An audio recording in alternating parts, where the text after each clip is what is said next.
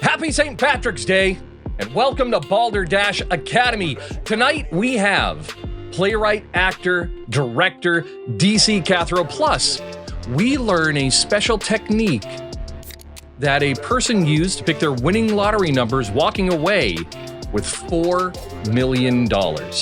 I know. But first...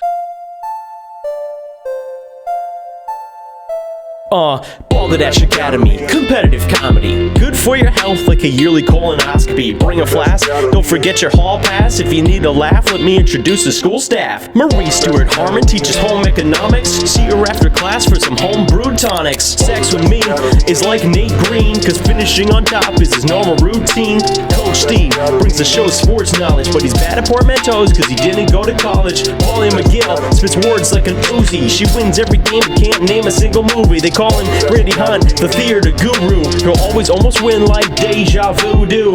Carla Rose Dubois, you better watch your back. She's notoriously known for teaching music facts. And Bob LeBlanc gets no disrespect.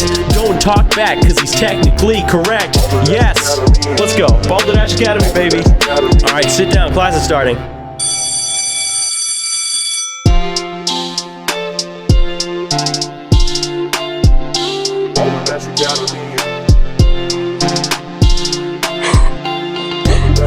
I love my part. Everybody tunes out sex with me on Nate. They hear that and they're like, nope, we're done. I think we lose viewers. Carla Rose got her first win last game, denying Nate his chance for 2 in a row. So Nate, what is your strategy to regain the title? Well, I was not doing well last time with losing, so I went for the all-time lowest number, which I did achieve. This time, I'm going to try and get a higher number than negative 2,000. That is a worthy goal and an easy way to win. Get higher than negative $2,000. Yep. So our visiting professor tonight is playwright, actor, and director DC Cathro. He's a Maryland native. In addition to his theater chops, he also manages a designer toy store and art gallery in Chicago. Cool. He is one of 7 children and still a newlywed. He's a collector of Fisher-Price Little People, ATARI, lunchboxes, board games. Huge affection for the Power Rangers. DC, welcome to Balderdash Academy. Thank you. I'm thrilled to be here. So we're going to talk to DC later on, but before we do, he's agreed to be the scorekeeper tonight. While our faculty compete for the coveted reigning champion banner, they are not looking for the correct answer. They're looking for the best answer as they divvy out their expertise. DC will assign points to the faculty member that he likes best. The points are arbitrary, can be awarded to anyone for any reason at the end of the show. The faculty member with the highest point total will be named the reigning champion, because otherwise it's not a game.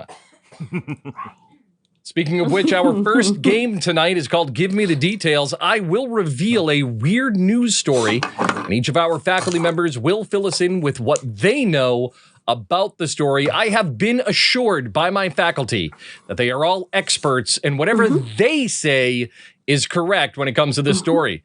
Our visiting professor, DC, will award points for the answer that he likes best. Now, our story, according to NPR, in January of 2022. So, for future historians playing along at home, January 2022 was during the Omicron spike in the coronavirus, but before World War III and the robot uprising.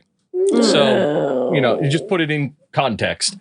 So in January 2022, a North Carolina man won $4 million in the lottery by using a very specific technique to select his winning numbers. So my question to the faculty know the answer to this. They're going to describe what technique he used to find those winning numbers. We're going to start off with Molly. Molly, you're smart. You are thanks. Keep going. Logical. You have that analytical mind. What technique did he use? All right. North Carolina. I'm correct, right? North Carolina, that's right. So this gentleman from North Cackalack was, he recently quit smoking and he got into dipping, which, everyone has their own demons. What he did was his wife got him some spittoons. And so he was really into shooting into spittoons. And so what he did is he lined up about 50 spittoons. And what he did was he just kind of spat in that one day. And then depending on where it landed, that's the number that he picked. And then that was his winning lottery number. That makes sense. I'm sure our intern, Alan, would have played a spittoon sound effect while you were saying that. Nate, how did he do it? So he did it because every night he would count sheep. He was a shepherd of sorts. And these sheep that he counted, when he got tired of it, whatever number it ended up on, that's the sheep, and that's the number he would go with. Okay. Now that sheep he would have to kill and drink the blood because he was a vampiric shepherd. Oh my goodness. It got so dark so quick. So dark, so quick. Unfortunately, it's true. Vampiric shepherd. So, you can win a $4 million, but it sucks. Marie, what do you have? This gentleman has two kids, and as a father, he introduced them to Sesame Street. So they were watching the morning kids shows, and they each had their favorite episodes. So this young man, or this father-like man, used the numbers of his children's favorite Sesame Street episodes paired with the dates of their original airing to win $4 million in the lottery. All right. That answer was brought to you by the letters F and U. Randy, how did he do that?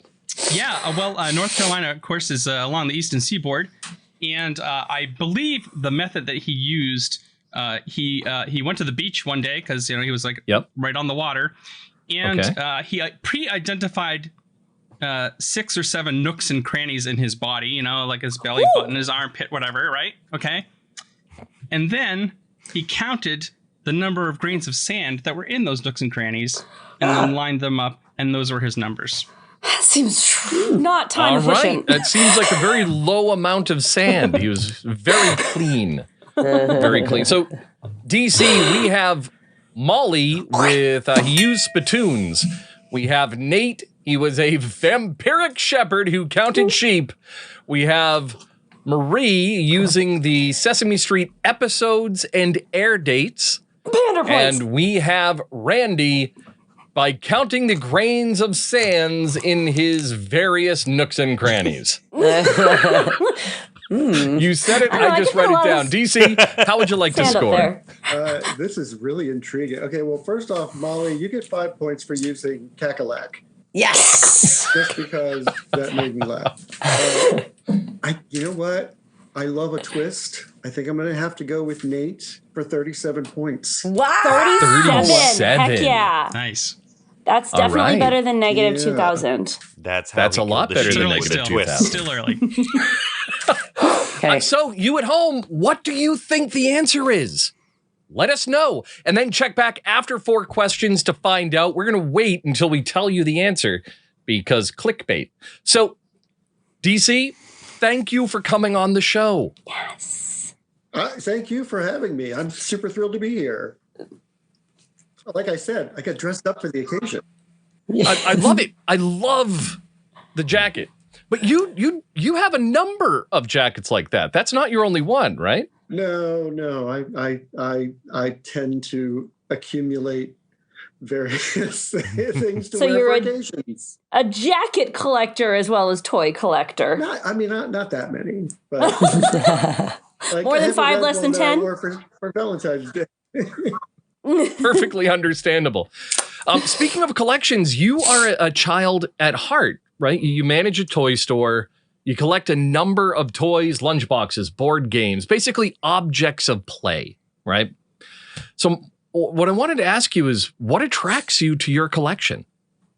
I tell you, it's no fun growing up. Yeah. It's, it's bills and responsibilities and, car insurance and cavities and colonoscopies.